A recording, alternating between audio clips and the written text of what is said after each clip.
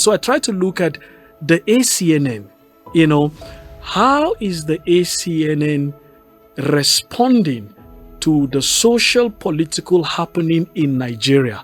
Okay. So if you flip it the other way, it will be, how is the social political happenings in Nigeria influencing the ACNN, and how is the ACNN responding to the social political happenings in Nigeria?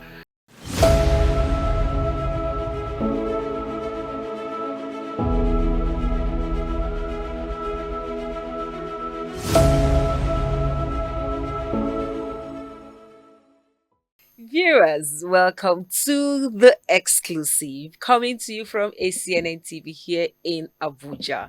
For those joining us for the first time, this is the ultimate conversation platform where the boundaries of curiosity are pushed and the depths of human experience are explored.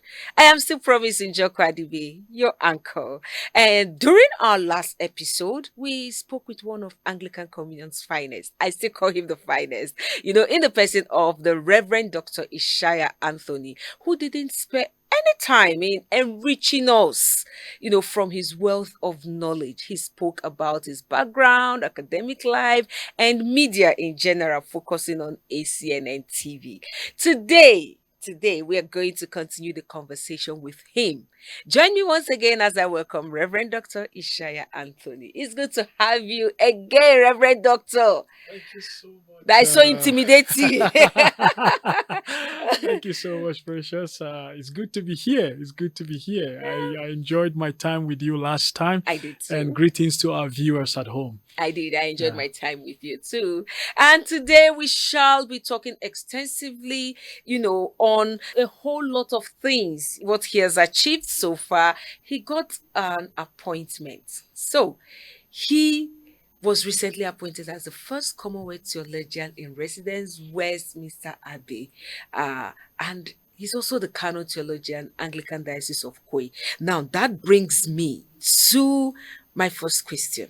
Can you tell us about your position as canon theologian and then the relationship between Koi in Kaduna State and Kubwa in Abuja State? I don't know. You've been getting 2 over there, PhD from here, and then now we have Koi and we have Kubwa. Please, can you tell us the relationship and your position as canon theologian? Okay, I think let me start with the relationship. Okay. In the previous episode, I spoke about me coming to Kubwa Diocese because of my training as an animal health specialist. Oh, yes, you said so. So I came to Kubwa Diocese, and then Bishop Bala of blessed memory passed on, and our Bishop Duke came on board, was in Kubwa Diocese, just like a recap, and then from Kubwa, I moved to Koi Diocese. So the relationship between Koi and Kubwa, number one, is that both Kubwa and Koi are dioceses in the Church of Nigeria. I don't have the KK thing. So we call them K square. And then the second thing is that they are also within the internal province of Abuja. Okay. But most importantly, Koi Diocese is my home diocese. Oh, yes, okay. He's my home diocese. Bishop Paul Zamani is my home bishop. In the ordained ministry, you are encouraged during the time of ordination. You are given a form that is called a sequis. And a sequis is like when you are getting married, they publish the ban of marriage. Oh, yeah. So you take that form to your home diocese. So your home diocese have to attest to your character, to your learning, and to your spirituality to the bishop that is going to ordain you, and before the bishop can go ahead to ordain you. And if there is anything, your home diocese is always, contacted, and that is where you are expected to go at the end of the day and things like that. So Kubwa, I was ordained there, but Koi Diocese is my home diocese, and Bishop Paul Zamani is my home bishop. I was deeply blessed and enriched by Bishop Akabi Soko, wonderful church leader, but my home diocese is still your home diocese. I worked in different parishes, like I said to you in my previous episode, wonderful parishes that, with all sense of humility, all the parishes that I have worked in Kubwa Diocese today, they still talk about our ministry by the grace of God in that Hallelujah. place. So that's the relationship. And then you asked about canon theologian in Kwai Diocese. I think the first thing is that canon theologian has been part of the Anglican Church. Like we have the bishop theologian, the first of his kind in the Church of Nigeria. The responsibility is an ecclesiastical responsibility with ecclesiastical appointment with an academic responsibility. Okay. So it's not an academic appointment. Okay. Yes. So I think that's one thing that must be made very, very clear.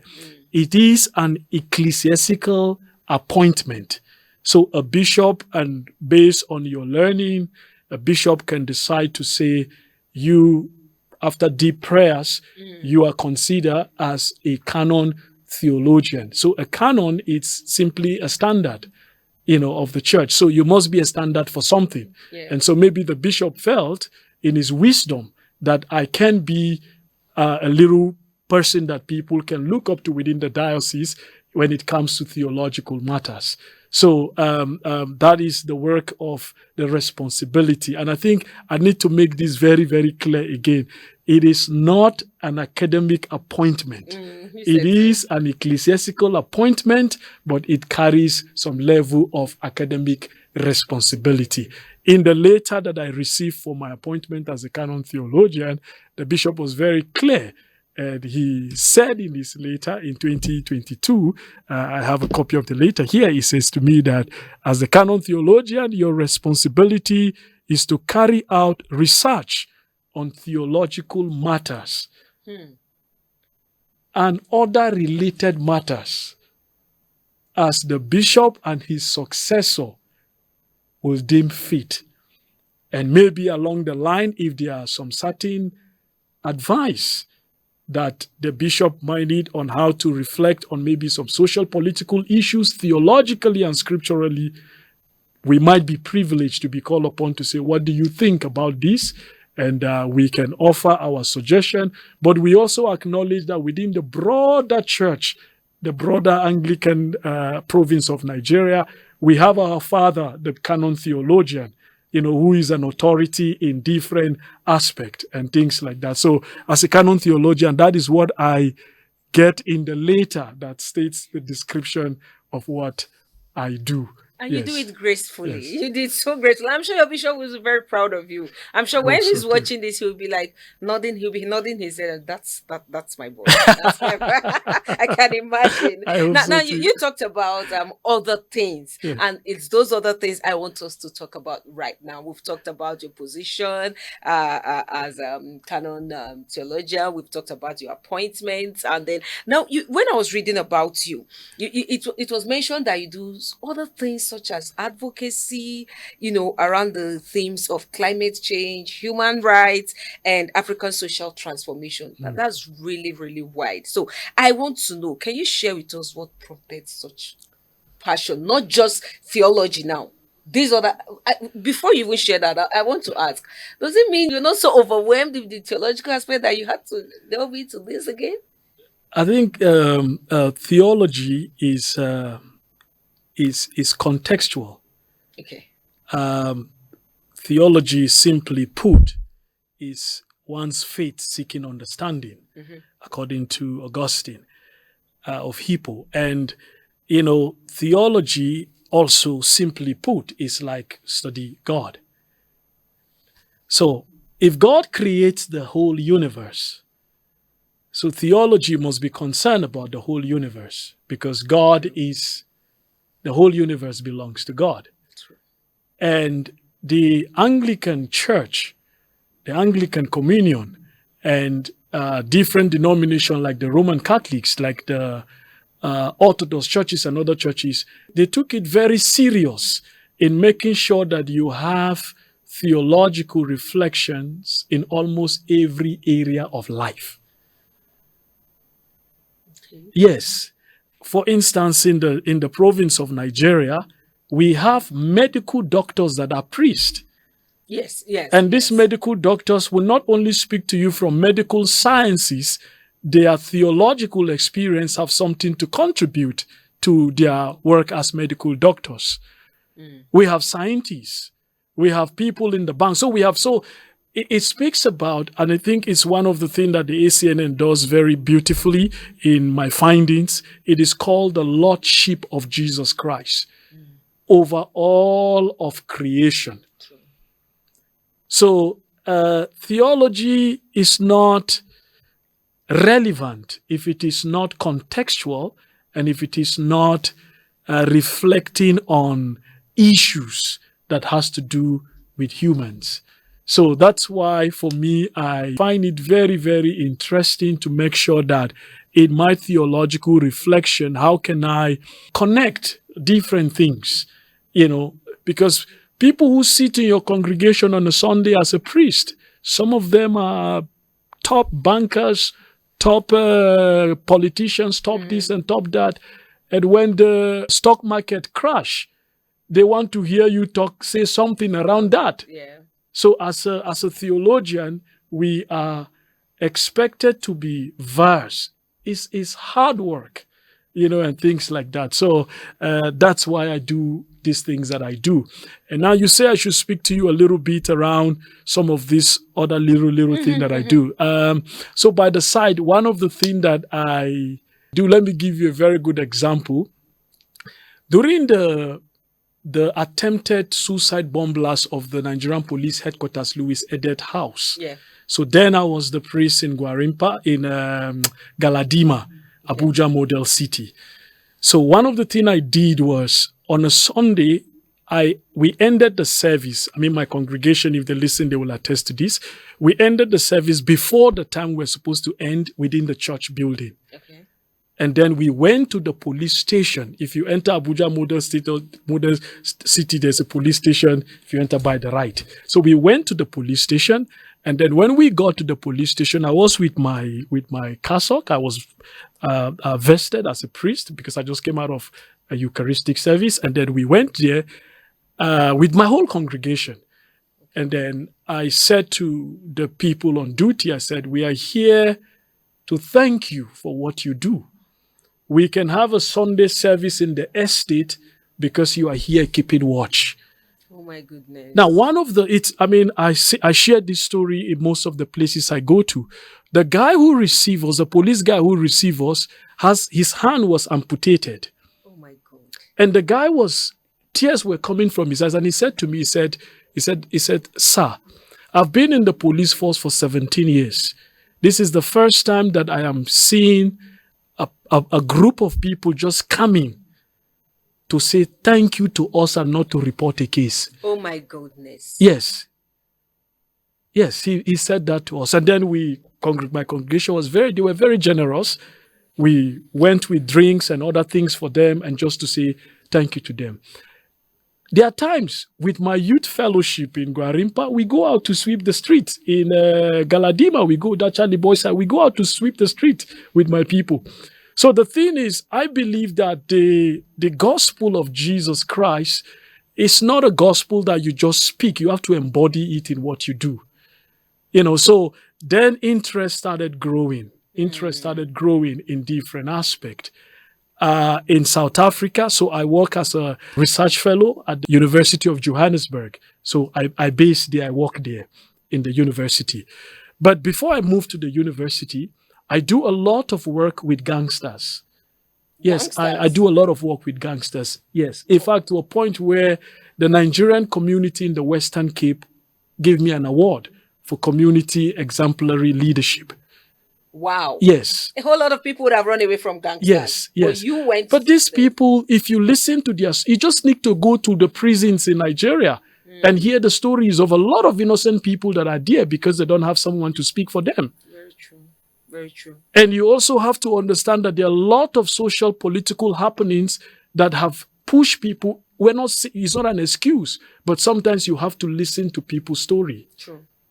So I do that kind of work also, where we can have conversation and, some of them can come to meet me in the office.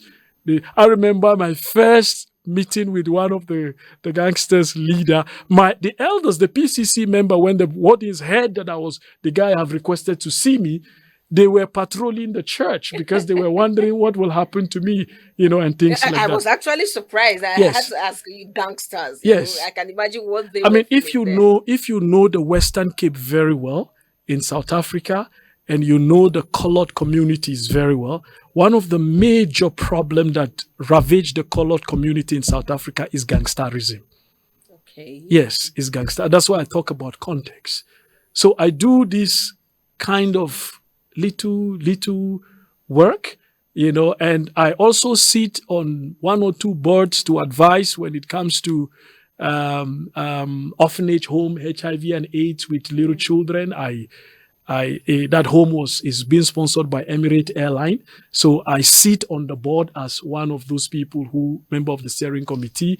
I do that. And then when it comes to the issue of justice, social justice, I hate seeing people being marginalized. I hate seeing people being silenced. I hate seeing people that their rights are being trampled upon. Just like we have it in Nigeria. Yes. So I personally don't like that. And that is why, if you read the book of Micah, what does the Lord require of us?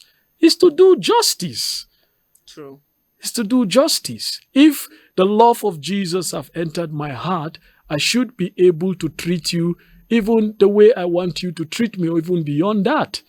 So I do those work. And when it comes to the issue of climate change, I was really introduced to climate change when I was doing a master's degree in Geneva, in Switzerland, with the World Council of Churches.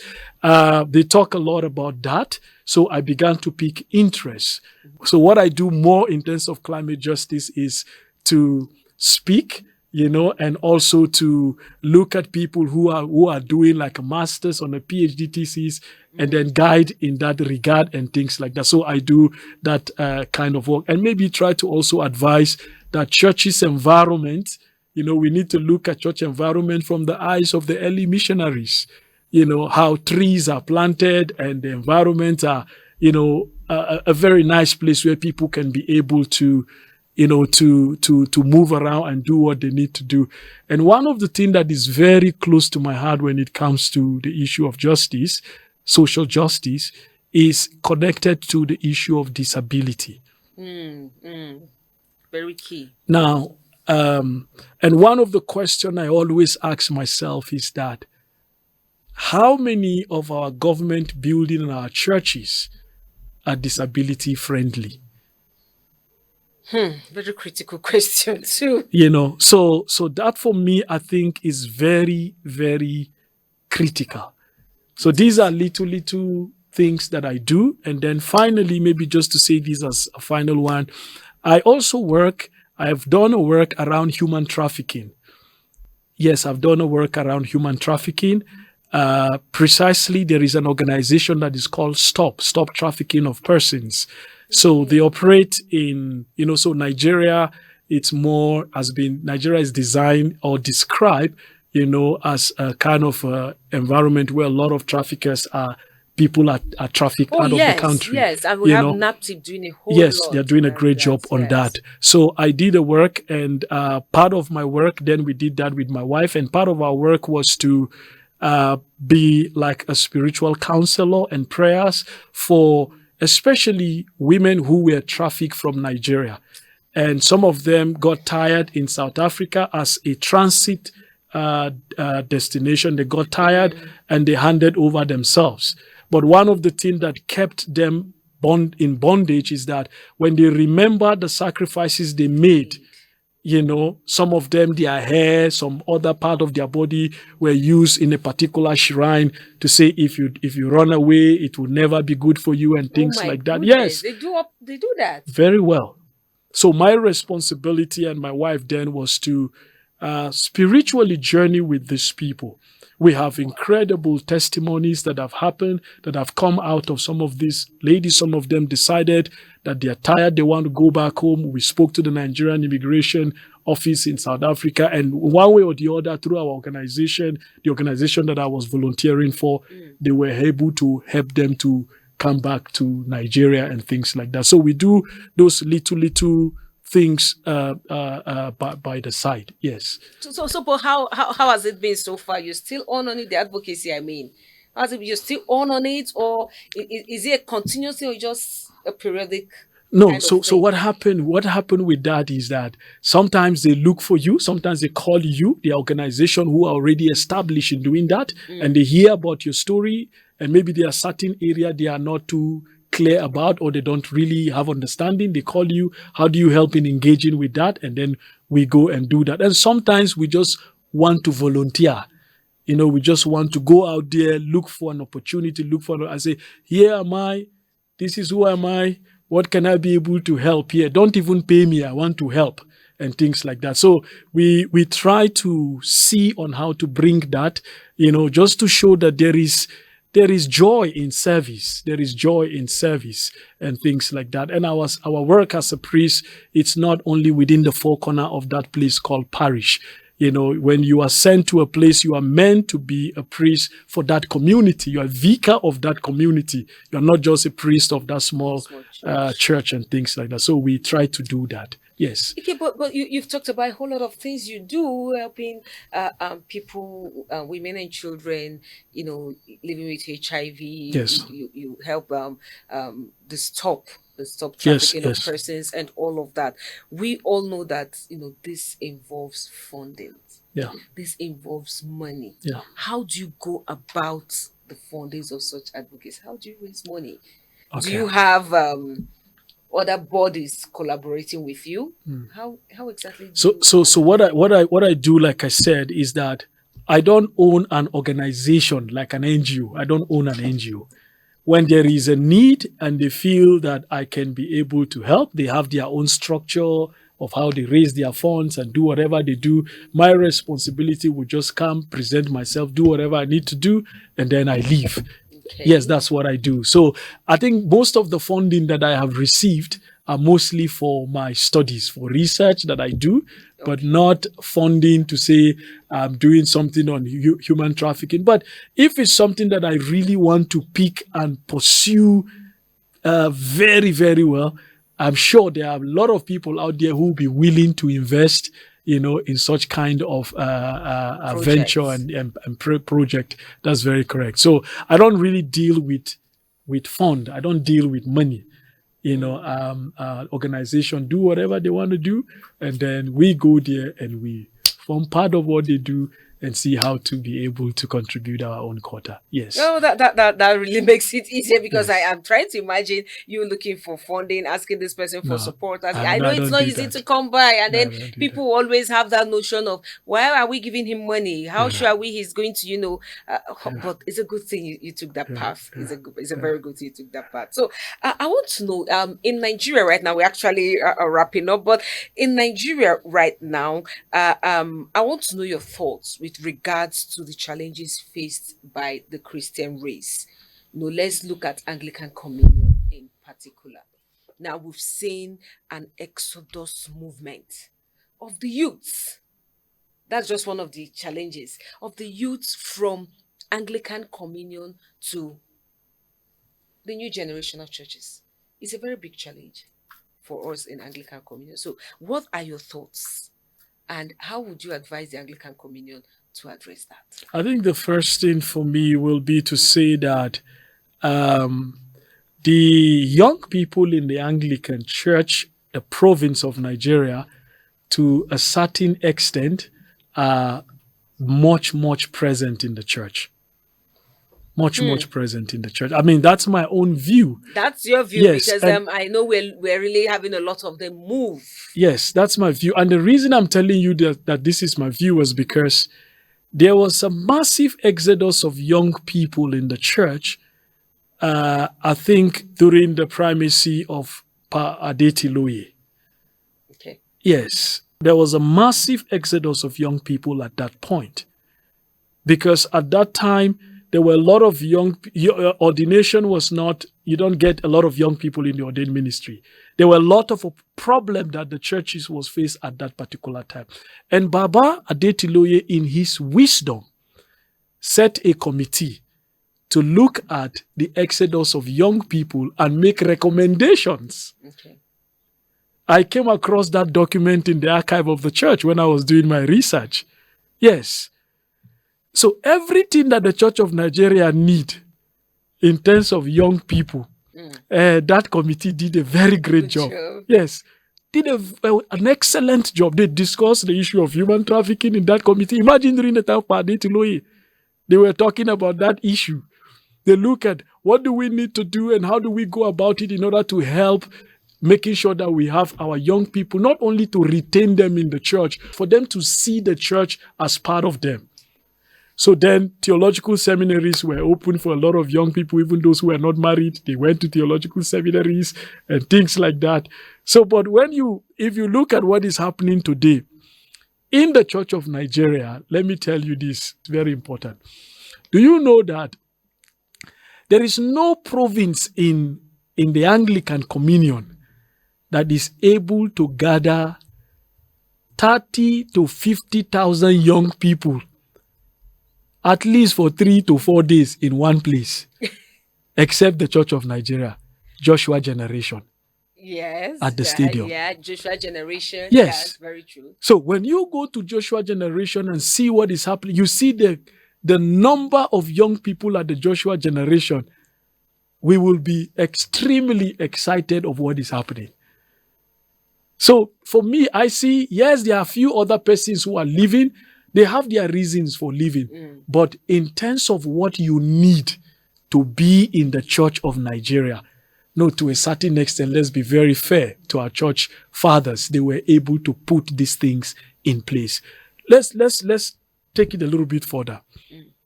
How many provinces in the world? I have a little privilege to be to different Anglican churches across the world. And I can tell you this, that you hardly find Anglican churches that have youth church, functional youth church. But when you come to the province of Nigeria, dioceses in different places have a church that is specially designed for young people. A beautiful part of it now is that I see that there are churches now who started having what they call a teenage church. I was privileged to be one at St. Peter's in Kurudu to see, it was one of the parishes I worked, to see how that teen church is growing. So imagine all the necessary things that have been put in place. You know, before they say, oh, let's give the young people to read lessons, let's make them feel that. But now, the Church of Nigeria now, in many dioceses, is not youth-friendly. Okay, yes. It is youth-centered. Yes. So when you talk about the youth-friendly churches, okay, let's make sure that they come, we do things that will attract them, let them play the drums, let them read lessons. Okay, that's a friendly church, a youth-friendly church. But a youth-centered church, you go to a church on a Sunday, most of the Bible study are led by young people. Yeah. Even the preachings, yeah. So to a certain extent, any young person who decide to leave the Church of Nigeria, for me, they are leaving for 2 reasons. Reason number 1, maybe God said to them, leave the Anglican Church of Nigeria. Maybe God said to them, I don't know. And number 2, they are leaving because of their own whatever interests that cannot be explained or whatever they say. But to say that the Church of Nigeria, for me, I give the Church of Nigeria for that. Every leader, go to dioceses. Bishops are making sure that their dioceses are friendly centered, youth center. It became a time in the Church of Nigeria where, I believe it's still happening now, where in a parish council, you must have a young person representative. Yes, it is compulsory to have at least 2 youths. So imagine, I think these are the things that we need to be reaffirming. We need to be speaking about this kind of approach and opening that the church is really doing when it comes to the issue of making sure that the young people, not only remain in the church, but make the church their own church. Think about everything, almost the current primate one of the things that I have noticed is that most of his conversation is thinking about the tomorrow church, the tomorrow church, the tomorrow church, the tomorrow church. Yes. What do we leave for the next generation? And when you begin to think like that, when your thinking is like that, you do everything possible to put in place to make sure that you have something to hand over to the next generation. Look at the set of clergymen in different dioceses. Today you have a lot of, there are people who were ordained at the age of 23. Yes, there are people who receive ordination at the age of 23, 24, 25, 26. Yes, we have them in the Church of Nigeria. Some of them 26, 25, 20, they are single people who are not yet married in the priesthood in the Church of Nigeria.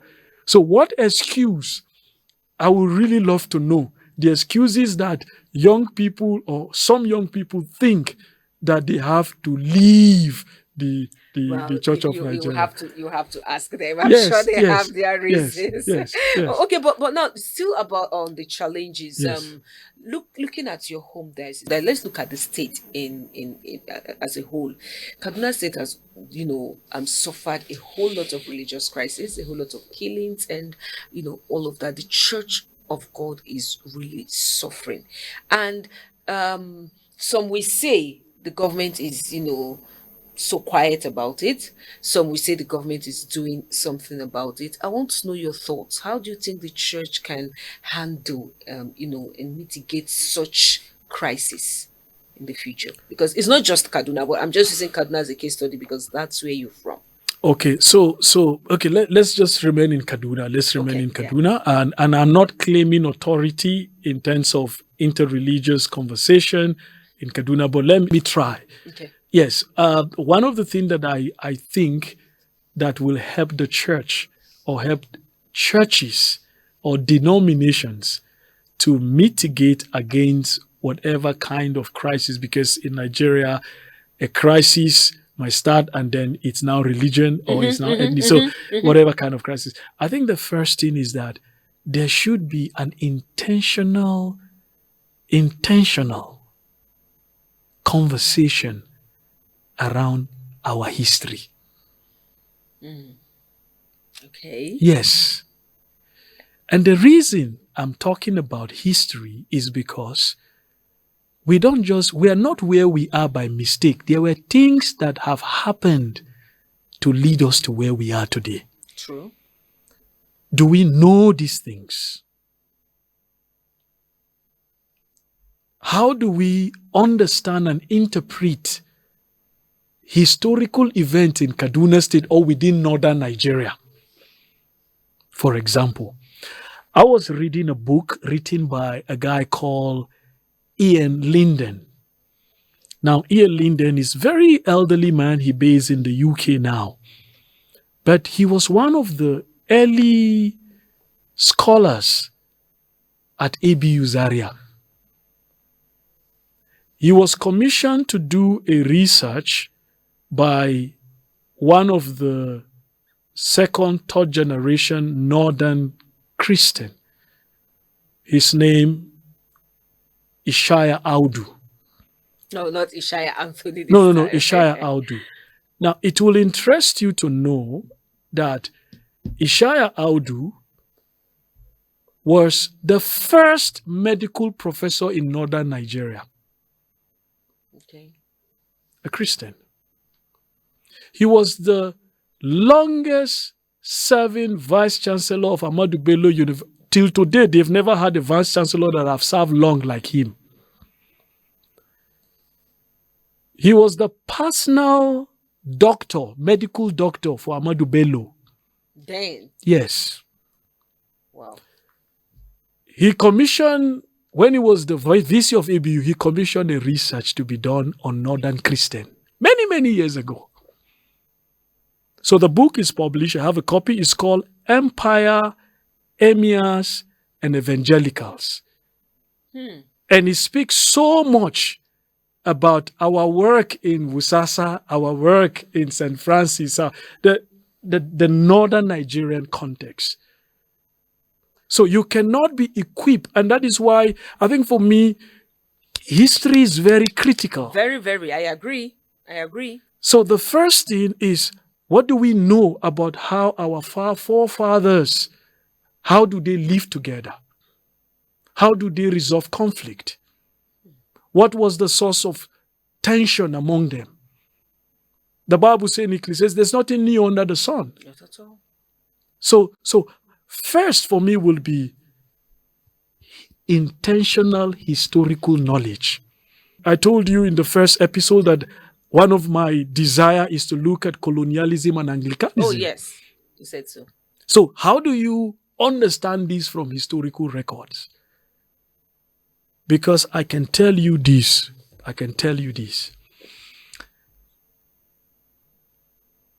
There was a book in Kaduna, it's called The Kaduna Mafians.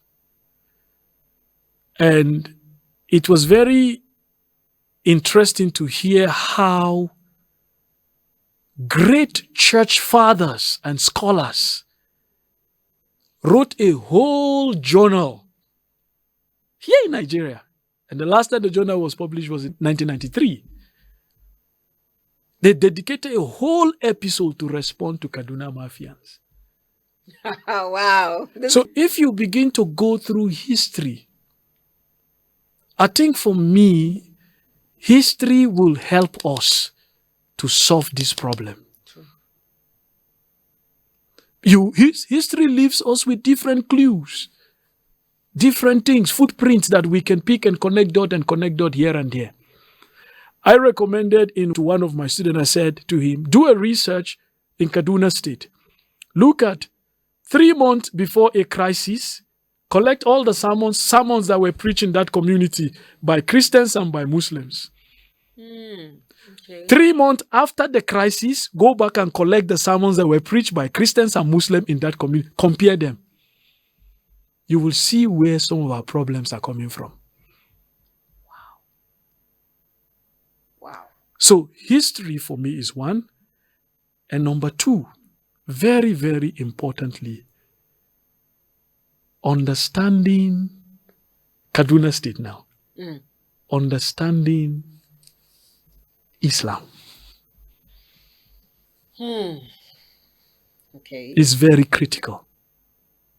And Islam understanding Christianity. And I'm not talking about a gentleman understanding. A deep, thorough, research-based understanding. And lived experience understanding. I think for me, that will really help. So think about this.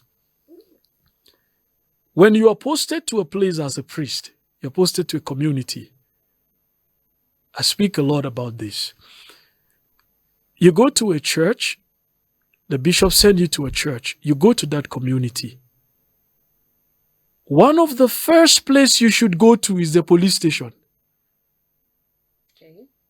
One of the second places you should go to is to the king of that community, whether Christian or Muslim or ATR. One of the third places you should go to is, if there is a mosque there, find a way of connecting to the imam in that place. Oh, okay. Yes. Because religious leaders in Nigeria are like idols. Oh, People yes. idolize them. You got it 100% correct. So if we get to a point where we begin to find, and if you check the conflict, if there are conflict, it's not the common man on the street that started to, it has to be instigated from somewhere for them to go about it. So for me, I think that kind of intentional, lived reality is very, very important. At what point do we get to, I can tell you on a very, very serious note, I can tell you this, that you are not as a priest sent to a community only to pastor that church. So that can help us in Kaduna State. And maybe thirdly is what we call courageous conversation. And there are a lot of people already engaging in that. How do we courageously talk about the wounds and the injustice of the past? Without raising new dust. Yes, how do we? That's why, and that's, I mean, you ask, how do we do? That's why we have this institution. How do we go about that? So questions. It's a whole lot of them. Yes, if we have to move forward, questions. Let's take, for instance, like Theological Seminary St. Francis. It should be a center. If you want to understand anything about what it means to be a Christian in northern Nigeria, that should be the place you should go to. I agree. St. Francis. So theological training it plays a significant role in getting us to solve problem, especially if it is a religious crisis. In our schools, primary schools, how do we can we begin to teach our children, this is your faith, this is your belief, this is your religion?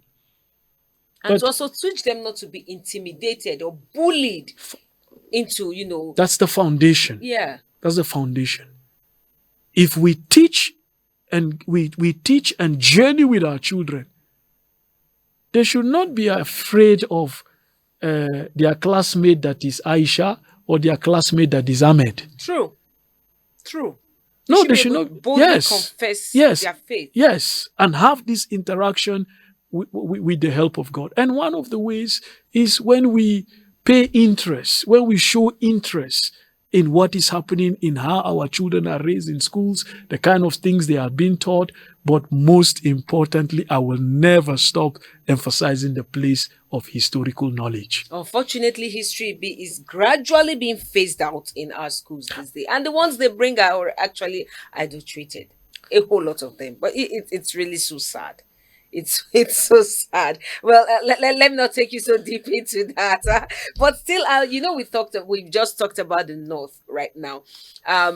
We've seen a whole lot going on in this generation. A whole lot. Go to the East, you find out that a whole lot of people are now beginning to move from Christendom into idol worship. A whole lot of shrines are beginning to pop up. The same shrines that were destroyed years ago when Christianity came, they're beginning to, pop up, and it's becoming like a way of life there. I want to know, what are your thoughts? What do you think about such acts? Are we seeing Christianity facing another challenge in that regards? Okay. I think my response to this, and that's my personal opinion, is a yes and no. Okay. Yes. And when I say it's a yes and no, is because you have to go back to history. So, for instance, every follower of Jesus Christ, among the many things that you are called to daily consciously learn to be on a daily basis, among the many things, there are two things very important. The first one is according to John chapter 3, verse 16. You are called as a follower of Jesus Christ to daily and consciously learn to be a believer. That whosoever believe in him. And then the second thing that you should daily strive is in Isaiah, I think 1:8, where the God who creates the heavens and the earth and everything through the prophet Isaiah was inviting the people of Israel and the church to say, come, let us reason together. So you are called on a daily basis to constantly be a believer and a thinker. But when colonization came, for colonization to take a deep root, there must be an emphasis of one to the detriment of the other. Okay. So when you talk about idol, what? One of the reasons, there are many reasons. One of the reasons that these things are resurfacing is because they were destroyed without proper thinking. Okay. Yes. Think about this. I come to your house and I said to you, before Christianity came, there was a structure in place of worship. Mm-hmm. And then Christianity came. And when Christianity came, as soon as you accept Jesus Christ, or even before you, they try to tell you, destroy this, destroy that, destroy this, destroy that, destroy this. The ones that they find very interesting, they package it and they take it to a museum and keep it there, and they are studying it. And you pay when you travel to abroad. You pay to go to those museums to watch what was taken from your forefathers. Yeah. Yeah.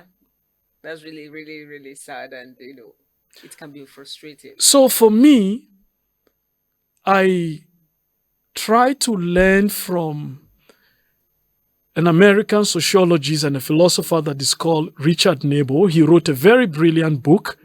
And in the book, a deep evangelical, and in his book, he tried to reflect about Christ and culture. So the question of Christianity and culture, he tried to reflect on that. And he said in his book, with different aspects, he said, number one, you must look at, first and foremost, Christ is for culture. So whatever in your culture that does promote the flourishing and the sanctity of life, Christ is for it. And the second thing he said, Christ is against culture. So the first part, you take the example of Mary Selenso. Yeah, yes. Who today a lot of twins are alive because of her, by the grace of God. So in that kind of situation, Christ is for any cultural thing that will promote flourishing of life and the sanctity of life. Okay. And he said Christ is against culture. Anything in our culture that dehumanizes us, Christ is not in support of it. Christ is not in support of it. If my culture would tell me that as a man, all I need to do, I must make sure that I maltreat my wife, Christ is not in support of that kind of culture. If my culture will say to me, okay, in my village there is a shrine, I need to do something to make sure I harm other person, Christ is not in support of that kind of culture. It makes so much sense. And then the third thing he said, which is very, very important, is that Christ is above every culture. True. Very true. God gave him a name that is above every other name. Call it whatever. So if our people, if you check, there's a lot of questions now. People are raising questions to churches, to leaders, and sometimes we don't have answers for those questions. And when you don't have answers for that question, what do you want them to do? They end up believing what they feel they should believe. So, this is my submission when I say is a yes or no. No. You see, it is important for you to know and for you to understand that one of the places in Africa, there are many places, but one of the places in Africa where today we have not had there are a lot of our church scholars and fathers who have done brilliant work. We celebrate them. In addition to the work they have done, we need more work to be done in reflecting on our culture. What does it mean for me or for you? Promise as an Igbo woman. You are an Igbo, you come from an Igbo culture. What does it mean for you to be an Igbo woman and be a Christian? Well, I'm sure our viewers, you want to do your master's, you want to do your PhD. He's already giving you a good speech, and it's very interesting topic. I'm very serious. So these are the questions. These are the questions that we need to ask, and we need to ask that question within the context of history. Christianity, Jesus came with a culture. And I think it is important for us to understand, very importantly, that there is a very deep relational aspect of Christianity and there is a political aspect of Christianity. Let's not run away from the truth. When you talk about culture, when you talk about the re-emergence of a lot of shrine and things, I think for me, the first thing I will say to myself is, what is this thing trying to teach us? What do I need to learn? What is this thing telling us that we are not hearing? Than to just wake up and say, you dismiss everything. And when you dismiss things like this, they keep happening. They keep happening. They will haunt if you don't take time to understand this thing historically. There is a social dimension, there is a political dimension, there is a spiritual dimension. If you don't take time to give yourself into understanding it, it's like a tree that instead of you to go to it's inconveniencing your compound. The root is getting into your foundation, and all you are thinking of doing is to cut it from the stem. It will keep growing. So we need to go into the root, and one of the ways to do that is to understand colonial history. You know, I was about asking you how you think the church as a body can tackle the decay in the society. You're already answering that. Yes. You're answering that for me. Yes, go into colonial. That's why we celebrate greatly people like the Bishop of Sokoto, the Catholic Bishop of Sokoto, Matthew Hassan Kuka. Yeah. Read his work. People like Professor Yusufu Turaki, read their works. Deeply historical. Put it in context. That's when you can be able to speak. But if you are thinking that what is happening now is just happening now, you are missing the point. Something has happened for this thing to be happening now. And if nothing is done, it will continue to happen. Full-blown tragedy. You see, I give you another very good example. Have you ever asked yourself, when you take the ordination oath of the priest in the Anglican Church of Nigeria, you will discover that there is an oath of secret cult. Yeah. We take about 3 oaths now. The oath has increased. So there was an oath of canonical obedience. There is an oath of secret cult. And now there is an oath for homosexuality. Okay. All these are liturgical and ecclesiastical responses to the happening in our society. Oh, yes. The oath of secrecy came into our liturgy as a result of a rise of a particular fraternity that was increasing in the Anglican Church. True. So if we don't go back to history and begin to ask ourselves, and before that oath came into our liturgy, there was a deep study on that. I can tell you confidently, thank God for the SecGen. He gave me access into the archive of the church. I spent almost about a month or 2 reading in this archive. Then they were in, what do you call it? Wuse. I can tell you that there are brilliant committees that did brilliant research, different research and recommendations for different things in our church. So if we don't begin to go back to our history, look at history, the 39 article that we call 39 article of faith today, with what is happening in the church of the Anglican Communion, do we need 39 article as a church? Because go back, I think I challenge every theological scholar, every priest, pick your book of common prayer, read the 39 article and ask yourself, do we need 39 article today?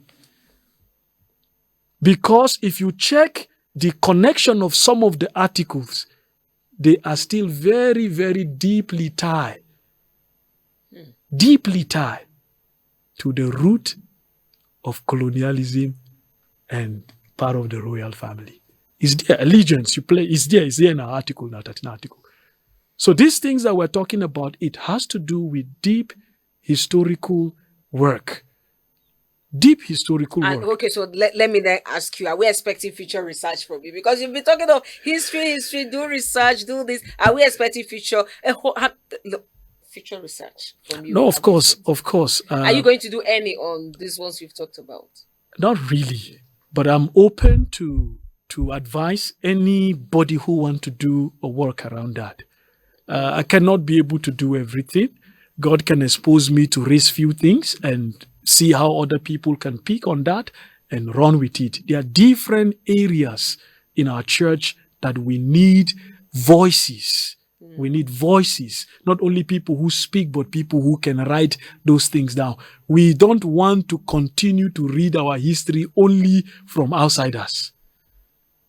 So if there's anyone who want to do a further research, I'm willing. Korode, your station have my details. I'm willing to guide. I'm willing to suggest. I'm willing to guide on different areas of our church. We definitely will call you because I'm very sure our viewers, some of our viewers out there who want to call in to know how they can reach you to advise them on some of these research topics. Time just flies. It's so interesting. Time really flies. So we have to go. But then before we go in conclusion, I just want to ask your last words, your advice to our politicians, our political, our religious leaders, and also we, the masses. What's your last advice to every one of us, in order to make Nigeria a great nation? I think my word will be, we love you. Thank you for what you're doing. But as long as it is not to the flourishing of our country, God is not happy with you. Whether you are a church leader, you are a politician, whatever position of leadership that you occupy, make sure it is to the flourishing of the people that you represent. Thank you very much for having me. Thank you very much, Reverend Doctor. I must put that doctor, it's not easy. Thank you very much, Dr. Ishaya Anthony. Yes. Thank you. We truly, it's been a swell time. I never even knew it's been time of, thank you so much. And I hope when we call you again, you'll answer us. I hope you'll call me because I'm sure we've not tapped one thing of your knowledge. I want to, the more you get, we're Oliver Twist. The more you get, the more you want more. I want some more. So we're Oliver Twist. I hope when we come, you will not beat us with the wooden spoon. No. You will definitely give us some more. No, my training is for the church. Okay. My training is for the church. We thank God for all of that. Thank you so much. You did a wonderful job and giving us this time to know more about you in this section of the exclusive. Just really exclusive. I'm so honored to have anchored this. Thank you very much. And to our viewers out there, as we bring this episode of the exclusive, I love stressing that, the exclusive. As we bring this episode to a close, we are reminded that the most compelling stories are those that reveal the complexities, the vulnerabilities, and the triumphs of the human experience. Our guest here did justice to that. If you listen to the first episode, he talked about, a whole lot of that. He shared his unique perspective with us. And we are grateful for the trust and the candor he has shown. We are truly grateful. I'm still very appreciative. Thank you. So to your viewers, I want to leave you with these words that as you reflect on the insights and the experiences shared, I want to encourage you to think critically, empathize deeply, and connect with the world around you. Until next time on The Exclusive, thank you for joining the conversation. I as still promise Njoku-Adibe saying bye-bye for now.